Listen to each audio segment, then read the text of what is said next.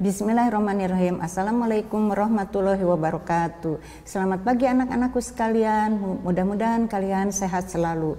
Dan jangan lupa pesan ibu, dimanapun kalian berada pada musim seperti ini, kita harus tetap melaksanakan protokol kesehatan. Ya, pada hari ini ibu akan membahas tentang tahap pengiktisaran akuntansi pada perusahaan dagang yang terdiri dari 3. Satu adalah neraca sisa, yang kedua adalah AJP, yang ketiga adalah kertas kerja. Bersama Ibu Yulia. Sekarang kita mulai ya anak-anakku sekalian. Tahap pengiktisaran akuntansi pada perusahaan dagang tadi sudah saya katakan terdiri dari satu adalah neraca sisa. Di mana neraca sisa sudah kalian tahu sama materinya dengan semester 5 dengan neraca sisa di perusahaan jasa. Hanya di sini datanya bukan diambil dari buku besar pembantu tapi sama juga dari buku besar umum. Karena di dalam perusahaan dagang ada 2, buku besar pembantu dan buku besar umum. Jadi neraca sisa diambilnya dari buku besar umum. Yang kedua adalah ayat zona penyesuaian. Ayat zona penyesuaian itu adalah untuk menyesuaikan beberapa akun dengan keadaan akun yang sebenarnya. Di mana rumusnya juga kalian sudah tahu pada waktu semester 6 di perusahaan jasa. Hanya bedanya di dalam perusahaan jasa dagang di sini ada 2 pendekatan, yaitu satu pendekatan ikhtisar laba rugi, yang kedua adalah pendekatan HPP. Di mana pendekatan ikhtisar laba rugi, rumus AJP-nya adalah ikhtisar laba ruginya di debit persediaan barang dagang awal, yang itu di sebelah kredit. Jadi yang pertama itu awal. Awal ini datanya ambil dari neraca sisa, ya. Kemudian yang berikutnya persediaan barang dagang yang kedua ini adalah persediaan barang dagang akhir, di mana datanya diambil dari data penyesuaian yang ada di dalam soal. Baru ikhtisar laba rugi. Jadi ikhtisar laba rugi di atas nilai nominalnya itu diambil dari persediaan barang dagang awal yang di atas. Kalau yang persediaan barang dagang akhir nanti nilai nominalnya dimasukkan ke ikhtisar laba rugi di bawahnya yang di sebelah kredit. Oke ya, jelas? Nah, sekarang kita lanjut. Gimana dengan pendekatan HPP? Pendekatan HPP ini singkatannya HPP, kepanjangannya adalah harga pokok penjualan. Di mana harga pokok penjualan itu di debit, ya, sedangkan kreditnya persediaan barang dagang. Yang pertama di sini persediaan barang dagang ini adalah yang awal. Kemudian pembelian, kemudian beban angkut pembelian, di mana datanya ini semua diambil dari neraca sisa. Oleh karena itu maka pentingnya neraca sisa itu di situ, ya. Kemudian persediaan barang dagang yang kedua yang ada di sebelah debit.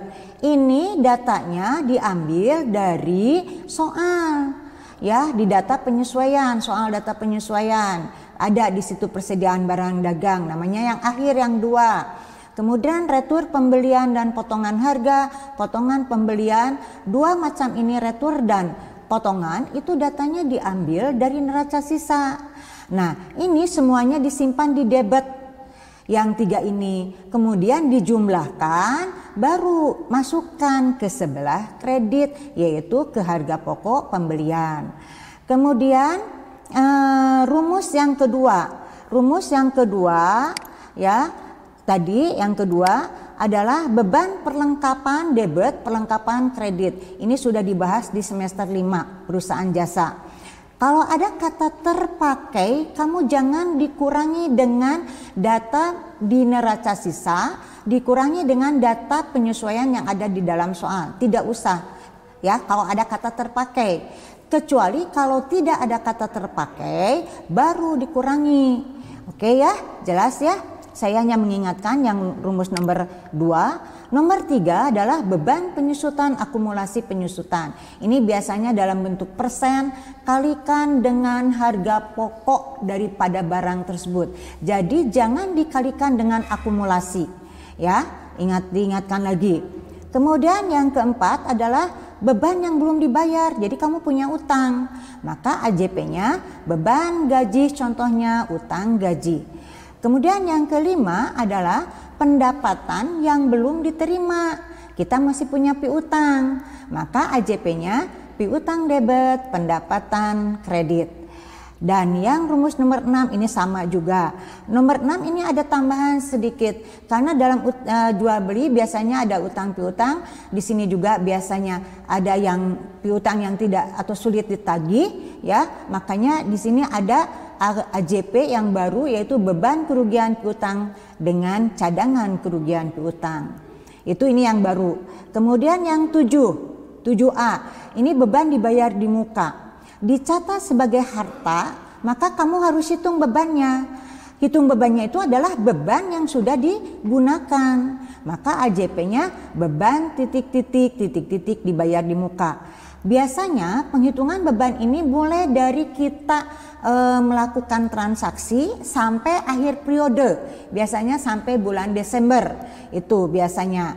Nah, kemudian yang berikutnya adalah jika dicatat sebagai beban, maka hitung hartanya. Berarti di sini bebannya belum digunakan. Biasanya perhitungannya itu mulai dari awal periode atau bulan Januari sampai dengan 1 bulan sebelum pelunasan. Itu biasanya, ya. Maka AJP-nya titik-titik dibayar di muka, beban titik-titik. Atau misalnya sewa dibayar di muka, beban sewa. Iklan dibayar di muka, beban iklan. Kemudian sekarang pendapatan diterima di muka. Jika dicatat sebagai utang, maka kamu harus hitung pendapatannya. Berapa pendapatannya? Catatan di sini yang sudah jadi pendapatan. Jadi kalau dicatat sebagai utang, hitung pendapatannya, berarti yang sudah menjadi pendapatan. Ya, biasa yang sudah menjadi pendapatan berarti dari kita awal menerima pembayaran sampai akhir periode, biasanya sampai Desember. Makanya di sini sewa diterima di muka, pendapatan sewa contohnya seperti itu. Kemudian di sini dicatat sebagai pendapatan, hitung utangnya. Berarti di sini yang belum jadi pendapatan kita. Biasanya ngitungnya dari mana? Mulai bulan Januari sampai sebulan sebelum pelunasan. Misalnya tadi pendapatan sewa diterima di muka. Itu adalah rumus ayat jurnal penyesuaian untuk perusahaan dagang. Jadi di situ ada rumus baru, yaitu rumus 1, kemudian sudah rumus 1, di sini ada rumus yaitu beban cadangan piutang dengan piutang tak tertagih, rumus 6. Ya, untuk AJP. Dan yang terakhir adalah sama dengan perusahaan jasa, kita akan membahas tentang kertas kerja. Bagaimana Bu? Formatnya sama. Hanya yang beda di sini ada akun-akun baru yang sesuai dengan yang terjadi di dalam perusahaan dagang. Misalnya pembelian, retweet pembelian, potongan pembelian, beban pembelian, penjualan, retweet penjualan, potongan penjualan, dan beban angkut penjualan. Nah, oke, sekarang kita masuk ya ke contoh soal. Contoh soalnya kemarin kamu sudah buat sampai buku besar umum, judulnya adalah PD Panti Q. Sekarang kita akan membahas, nah ini adalah buat neraca sisanya. Neraca sisanya nanti lihat, nah ini adalah AJP-nya. Sekarang kita lihat neraca sisanya. Nah ini neraca sisa. Neraca sisa ini saya sudah jelaskan dan kamu juga pasti udah tahu, sudah mengenal. Sama dengan perusahaan jasa, ini diambil dari saldo buku besar umum, bukan pembantu, umum. Kalau kamu pakai letter T maka berlaku silang. Kalau saldonya di debit, masa masukkan ke sininya sebelah kredit. Jika saldonya di neraca di buku besar letter T sebelah kredit, maka masukkan ke neraca sisanya sebelah debit. Oke ya. Tapi kalau pakai 8 kolom gimana Bu? Pakai 8 kolom normal. Kalau saldo terakhirnya di debit ya simpan di debit. Kalau saldo terakhirnya di kredit ya simpan di kredit. Itu udah jelas dah, ini saya nggak membahas terlalu dalam karena ini sudah dibahas di semester 5. Oke, kita masuk ke AJP. Nah, kita masuk ke AJP. AJP kamu juga nanti di dalam tugas itu membuat 2, yaitu dengan pendekatan ikhtisar laba rugi dan pendekatan HPP. Kita contohnya balik lagi ke soal ya. Kita masuk ke soal, lihat nomor 1 ya. Di sini gaji yang belum dibayar untuk bulan Desember 2020 sebesar 2.500.000. Maka kita masukkan pakai rumus yang berapa? Pakai rumus yang beban gaji utang gaji. Kamu cari ya, kalau nggak salah rumus 3 atau 4 tuh beban gaji utang gaji. Ya, kemudian atau mau dia rumusnya nggak usah ya. Nah, rumusnya pakai rumus ini nih. Beban gaji utang gaji. Nah, pakai rumus ini, rumus 4 ya. Sekarang yang masukkan berikutnya. Nah, ini ya beban gaji dengan utang gaji. Kemudian sekarang lihat lagi yang ke soal. Yang B, piutang dagang ditaksir 7% tidak dapat ditagih. Nah, berarti kita pakai rumus yang baru yang nomor 6 tadi ya, yaitu pakai rumus di sini beban kerugian piutang dengan cadangan kerugian piutang. Rumus nomor 6. Berapa persen? 7% kali piutang, besarnya piutang. Oke ya, jelas ya. Rumusnya adalah rumus yang nomor 7. Kemudian sekarang kalian ibu nggak usah balik lagi ke PPT ya, tinggal lihat lagi di PPT-nya rumus-rumus berapanya. Sekarang lihat aja ke nomor C.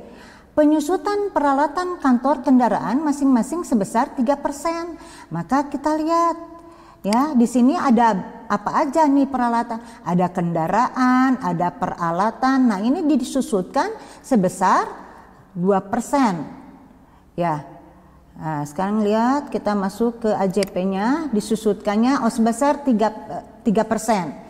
Ini. Jadi beban penyusutan peralatan sama akumulasi penyusutan peralatan itu dikalikan 3%, hasilnya segini. Kemudian kendaraan juga sama, 3% kali harga kendaraan dengan jangan dikalikan ke akumulasi. Jadi kalikan ke kendaraan. Oke ya. Rumusnya kamu lihat, kalau tidak salah rumus 3 di PPT ya, kamu lihat.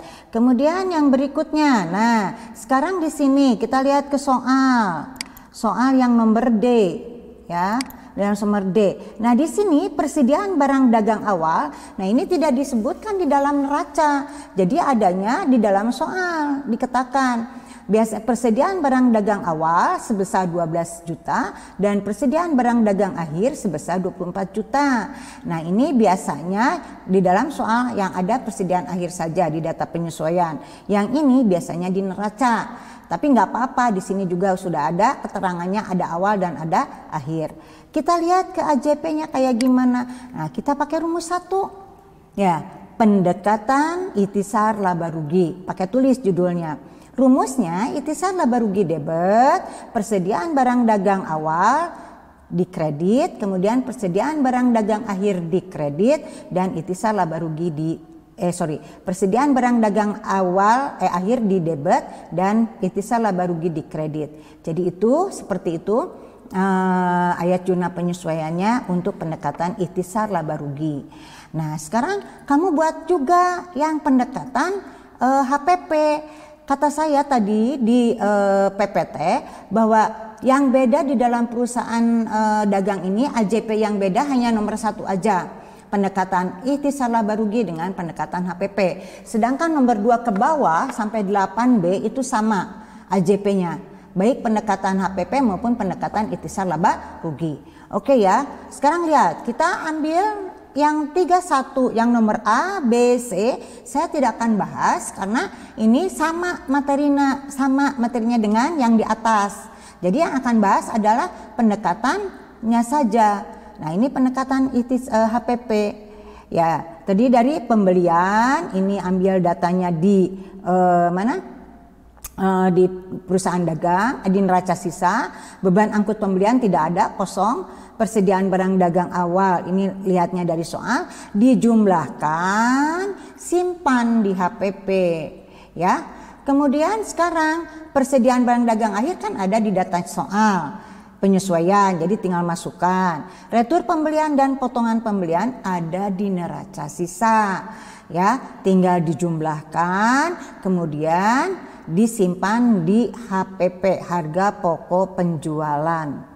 Oke ya, itu ya. Nah, kemudian sekarang saya akan membahas di sini jadi tinggal jumlahnya otomatis beda karena di sini ada beda rumus, jadi otomatis jumlahnya beda. Hanya di sini pokoknya kamu harus ingat nanti di dalam tugas kalau ini sama udah aja jangan ditulis, yang ditulis adalah yang ininya aja, dan jumlahnya tambahkan ada dengan yang ini ya. Jadi itu jadi ada dua pendekatan, satu lagi adalah pendekatan ikhtisar laba rugi, yang kedua adalah pendekatan HPP. Itu untuk IJP, ayat zona penyesuaiannya. Dari IJP dan dua pendekatan ini kita masuk ke tahap terakhir dari tahap pengikhtisaran siklus akuntansi perusahaan dagang. Apa tahap terakhir? Kita masuk ke kertas kerja. Kertas kerjanya gimana? Sama, ada dua pendekatan. Satu pendekatan ikhtisar laba rugi, yang kedua adalah pendekatan HPP. Kamu masih hafalkan? Data neraca sisa sudah tersedia ya, udah ada di sini. Udah ada di sini. Ini kita pindahkan ke sini. Kemudian AJP ada di sini kan, nih. Ini kan pendekatan ikhtisar, kita pakai pendekatannya ikhtisar, jangan pendekatannya ikhtisar dimasukkan ke pendekatan kertas kerjanya HPP, nanti tidak nyambung. Jadi pendekatan ikhtisar kita masukkan ke pendekatan ikhtisar. Nanti ini, nah dari yang ini kita masukkan ke kertas kerja. Nah ini di sini posisinya, ya udah bisa lah. Saya yakin udah bisa ini karena sama dengan perusahaan jasa, tinggal masukkan aja, tinggal menyalin ya, memindahkan. Nah sekarang masuk, kita cari, masih ingat kan kalian, mudah-mudahan masih ingat gimana Bu nyari NSD, neraca sisa disesuaikan. Kalau di neraca saldonya ada debit, di AJP-nya kosong, langsung pindah ke sini. Terus sama ini juga pindah, debit pindah ke debit, kredit pindah ke kredit kalau di AJP-nya kosong. Ya, ini debit kosong debit, kredit kosong kredit. Ini debit kosong debit, kredit kosong kredit. Ini semua kosong ya AJP-nya. Hanya ada di sini nih, beban gaji penjualan. Di neraca sisa ada. Di AJP juga ada 2.500 karena dalam ribuan rupiah. Jadi di sini kalau debit dengan debit maka dijumlah, simpanlah di debit. Kalau kredit dijumlah, simpan di kredit. Kalau debit kredit debit dikurangi yang besar dikurangi yang kecil, simpan yang di besar. Misalnya di debitnya 2.000, di kreditnya 1.000, maka 2.000 dikurangi 1.000, simpan di debit 1.000. Misalnya di debitnya 100, di kreditnya 900, maka 900 dikurangi 100, 800 simpan di kredit. Begitu ya, mudah-mudahan masih ingat pelajaran semester 6 di dalam perusahaan jasa. Nah kemudian kita masuk, gimana Bu kalau ke laba rugi? Kita ingatkan, Ibu ingatkan dulu ya, sama laba rugi juga dengan perusahaan jasa. Ya, yang masuk ke kolom laba rugi adalah kepala 456. Yang mana 456 nih? Yang bawah nih 4, 5. Ya kebetulan 6-nya nggak ada di sini. 4 dan 5. Itu aja. Ya, masukkan ke sini. Ya, tinggal dimasukkan ke sini, debit masuk ke debit, kredit masuk kredit. Yang ke neraca yang gimana Bu? Yang nomor berapa? 1, 2, 3. Ingat ya, 1, 2, 3. Mana 1, 2, 3 nih? 1 kepala depannya yang dilihat. 1 kepala 1, 2, kemudian 3. Masukkan ke neraca. Jadi yang laba rugi kepala 456, kalau yang neraca adalah kepala 1, 2, 3. Kemudian di sini nanti ya di sini ada kalau cadangan masuk kepala 3. Saya ini yang baru ya, yang baru ini kepala 3. Kemudian yang baru ini adalah yang nomor akun. Bu, kenapa ini beban kerugian piutang 519 misalnya? Atau karena gini ya, jadi sudah berurutan, sudah patokan. Kalau penjualan itu nomor akunnya selalu 411, retur 412, kemudian potongan 413, beban angkut penjualan misalnya itu 513 misalnya ya, atau 5 yang berikutnya. Kemudian sekarang kalau pembelian 511, kemudian retur 512, kemudian potongan 513, kemudian beban angkut 514, atau tadi retur penjualan bisa udah dipakai, yang tadi dipakai maka bisa 51 berikutnya, 515 atau 51 ya berikutnya lah. Ya, pokoknya itu sudah patokan. Ini ada cadangan kerugian piutang juga baru, itu 303, dan yang berikut yang baru juga di sini adalah ikhtisar laba rugi. Ikhtisar laba rugi kepala akunnya boleh kamu ambil 5, 6, 7. Ya, terserah. 4 juga bisa, ya. Nah, cirinya apa? Kalau pendekatan ikhtisar laba rugi saya blok ya. Cirinya pendekatan ikhtisar laba rugi itu ditulis 2 kali sampai ke laba rugi. Ditulis 2 kali, ya, itu ciri khas dari pendekatan ikhtisar laba rugi. Nah, jadi tetap ya kamu tahu ini laba, kenapa laba? Karena posisinya seperti ini. Ada di sini dengan di sini. Istilah bahasa Sundanya itu kalau berjarak atau cangegang kata anak-anak mah, ya. Jadi berjarak antara ini dengan ini. Kalau rugi pasti di sini dengan di sini. Dempet. Kalau rugi dempet, kalau laba berjarak. Dan nilai ini harus sama dengan nilai ini. Oke ya, jelas. Ini hanya pengulasan aja, ini hanya materi baru. Kemudian ada satu lagi. Satu lagi adalah kertas kerja pendekatan harga pokok penjualan. Sama posisinya kayak tadi, neraca saldo diambil dari neraca saldo, AJP diambil dari AJP, NSD, debit kosong masuk ke debit, kredit kosong di AJP-nya masuk kredit, kredit kosong di AJP-nya masuk kredit, sama kayak tadi ya.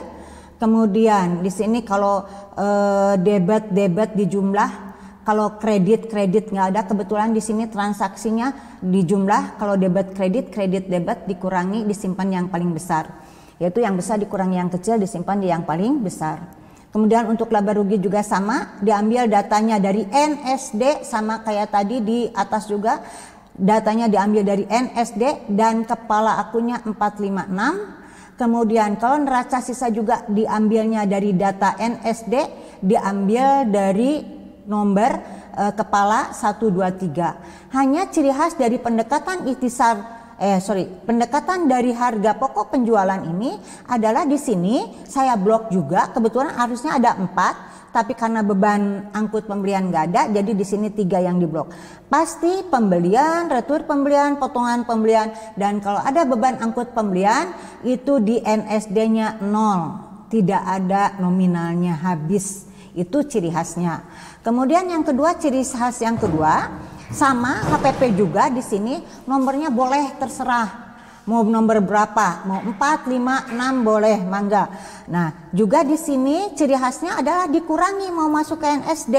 Yang besar dikurangi yang kecil, simpan di yang besar.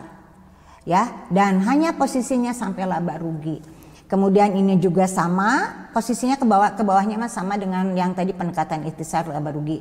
Jadi bedanya hanya di pembelian, retur pembelian, potongan pembelian, dan beban angkut pembelian itu pasti di NSD-nya 0. Kalau di ikhtisar mah tidak ada nilainya, nominalnya. Kemudian yang kedua di ikhtisar itu tidak dikurangi, ya, nilai nominal ditulis lagi sampai ke laba rugi. Semua juga datanya laba rugi dan neraca diambil dari NSD, neraca sisa disesuaikan. Kalau di dalam HPP bahwa HPP ini dikurangi yang besar, dikurangi yang kecil, disimpan di yang kecil. Demikian penjelasan saya tentang tahapan pengikhtisaran siklus akuntansi perusahaan dagang. Mudah-mudahan kalian mengerti. Kalau belum mengerti atau belum jelas, silahkan ulang-ulang lagi videonya. Terima kasih. Assalamualaikum warahmatullahi wabarakatuh.